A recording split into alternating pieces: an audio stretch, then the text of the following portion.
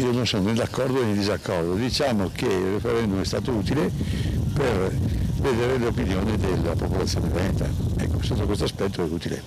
Dopo, sulle modalità del referendum, sulla correttezza e qualche altro mi esprimo qualche dubbio. I più parlano della consultazione come un segnale, una provocazione, ma nessuno la considera una pagliacciata ed alcuni hanno anche chiesto al comico Crozza di chiedere scusa per aver trattato l'iniziativa come tale. Il sondaggio non avrà effetti immediati, ma ha dato voce alla rabbia. Conosco bene la cosa e ho votato favorevole, in maniera favorevole e speriamo che questo si avveri il prima possibile.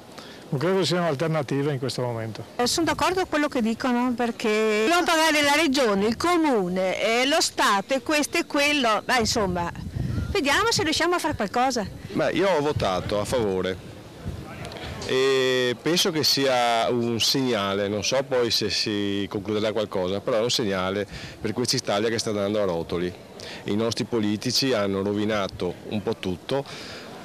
Penso che molti abbiano pensato alle loro tasche, ai loro, diciamo, bisogni e al popolino che li circonda, quindi credo che sia il momento di cambiare qualcosa.